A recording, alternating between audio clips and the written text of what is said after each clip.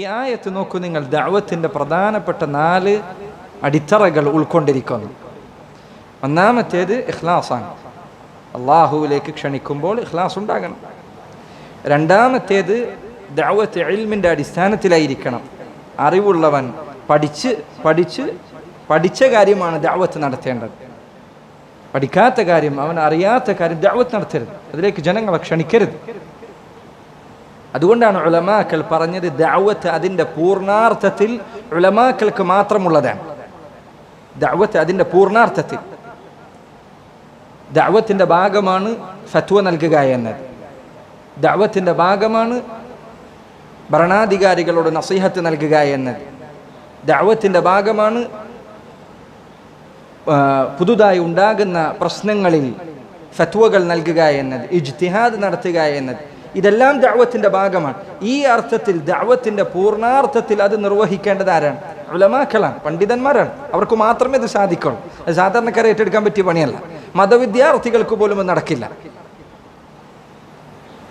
എന്നാൽ നിനക്ക് അറിയാവുന്ന നന്മ, നീ പഠിച്ച ഒരു കാര്യം, അത് ജനങ്ങൾക്ക് പറഞ്ഞു കൊടുക്കാൻ നീ എല്ലാം അറിഞ്ഞ പണ്ഡിതനാകണം, വേണ്ടതില്ല. നിനക്ക് അറിവുള്ള, നിനക്ക് വ്യക്തമായി ബോധ്യമുള്ള ഒരു കാര്യം ജനങ്ങൾക്ക് പറഞ്ഞു കൊടുക്കാൻ, തൗഹീദ് പോലെ, നിസ്കാരം പോലെ ഇത്തരം കാര്യങ്ങൾ മറ്റുള്ളവർക്ക് പറഞ്ഞു കൊടുക്കാൻ നീ എല്ലാം പഠിച്ച പണ്ഡിതനാകണം എന്ന നിർബന്ധമില്ല. മാത്രമല്ല സഹോദരങ്ങളെ, നമ്മെപ്പോലുള്ള നാടുകളിൽ എല്ലാവരും തൗഹീദ് പറയുക എന്നതിൽ അവന് സാധിക്കുന്ന രൂപത്തിൽ പ്രവർത്തിക്കണം.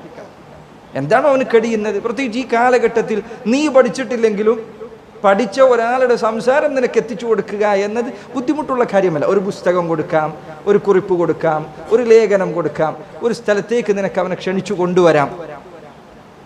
ഇതൊക്കെ ദഅവത്താണ്. നിനക്ക് എന്താണോ സാധിക്കുന്നത് അങ്ങനെ നീ ചെയ്യണം. വമാ അന മിനൽ മുശ്രിക്കീൻ, ഞാൻ മുശ്രിക്കീങ്ങളിൽ പെട്ടവനല്ല. അപ്പോൾ ദഅവത്തിന്റെ അടിത്തറകൾ 4ആണ്. 1 ഇഖ്ലാസാണ്, 2 ഇൽമാണ്, 3 ഇത്തിബാഅൻ, നബി സല്ലല്ലാഹു അലൈഹി വസല്ലമയെ പിൻപറ്റിക്കൊണ്ടാണ് ദഅവത്ത് നടത്തേണ്ടത്.